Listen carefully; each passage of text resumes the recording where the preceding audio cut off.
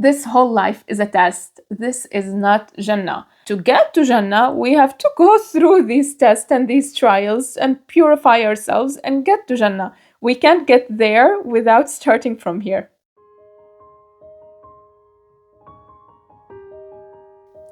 Assalamu alaikum everyone, welcome to Reflect with Hiba. My name is Hiba, and on this channel we reflect on ayat and see how we can apply them in our postmodern world.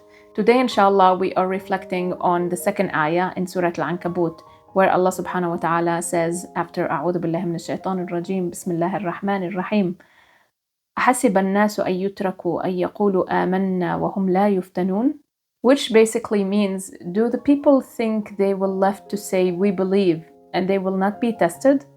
Subhanallah, this ayah speaks to each and every one of us. We're all tested in different ways, and it's a reality check. Allah is telling us from the get-go, you will be tested. So when that test comes, don't be surprised.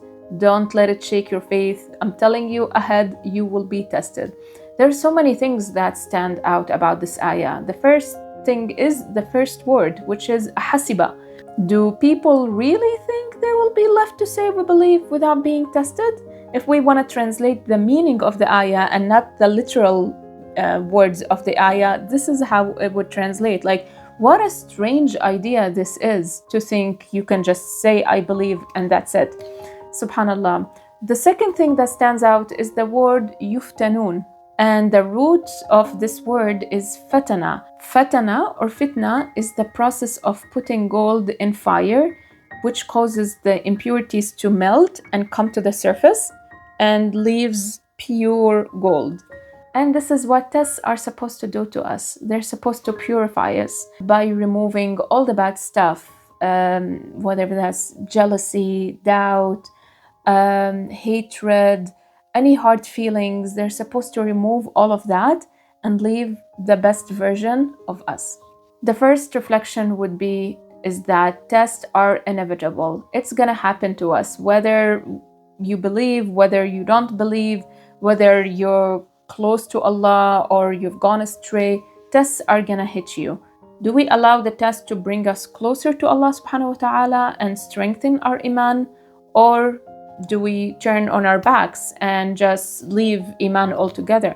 And leaving iman doesn't mean that you stop believing in Allah or stop being a Muslim, but it could be many different things. It could be that you start doubting Allah's wisdom, or it could be that you start becoming indignant to Allah and His aqdar, or it could be that you become hopeless, and hopelessness is the way of shaitan. This ayah doesn't mean that tests are not difficult. On the contrary, if they were very easy, then we would all pass them. Tests by definition is a difficult thing. But whatever it is, know that you can handle it, because Allah wouldn't burden you beyond your capabilities, because that's injustice. And Allah subhanahu wa ta'ala is al-adl. He is all justice.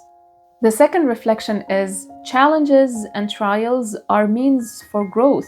Without being put in difficult situations, we would never grow. If life was so easy, uncomfortable, no problems whatsoever, we have everything the way we want it to be, then how will we grow? In a way, tests are a blessing from Allah subhanahu wa ta'ala. They allow us to mature, to become a better version of ourselves, and to grow closer in our relationship with Allah subhanahu wa ta'ala. Thirdly, tests are a sunnah of life. Everyone is tested. Allah subhanahu wa ta'ala said, "An-nasu ahasiba an-nasu," have people thought. In fact, prophets are tested beyond anybody else. So what makes us think we won't be tested? Everyone is tested, including influencers and successful people and celebrities. But what we see on TV and on social media is the perfect life, the perfect vacations, the perfect bodies, and the perfect marriages. And we don't know what's behind the scenes. Just because we don't see it, it doesn't mean it doesn't exist. And sometimes also, a person could be tested without him realizing, or her, that he or she is being tested, which even makes it worse. Because how can you improve something if you don't know it needs improvement, right?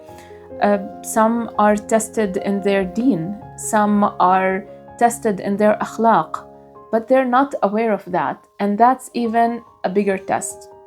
So let's be practical now. What should we do when a trial hits us?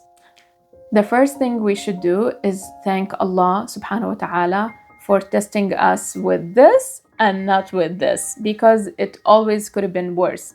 Allah subhanahu wa ta'ala, one of his names is Al-Latif, the kind.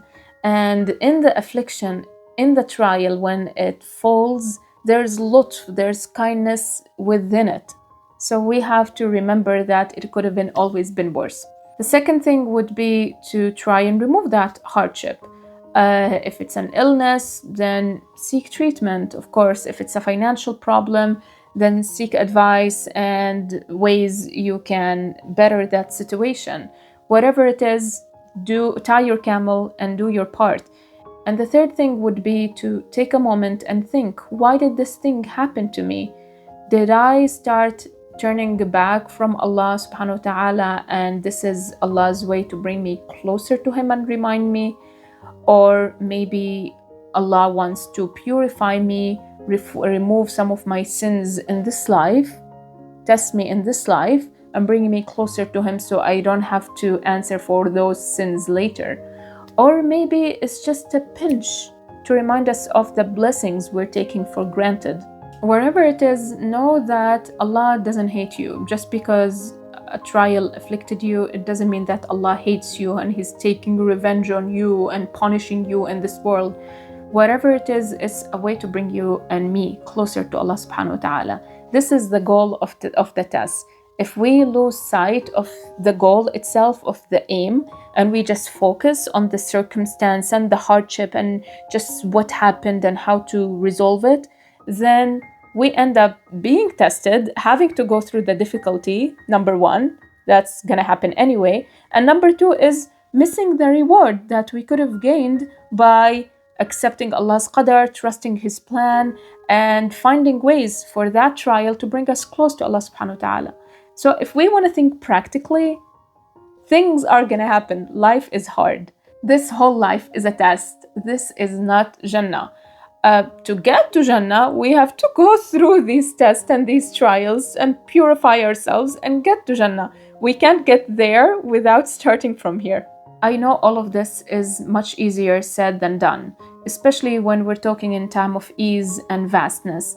But this is why Allah subhanahu wa ta'ala sent us this book, sent us this ayah and that ayah, so that when we find ourselves in those situations, we have a manual to help us navigate them.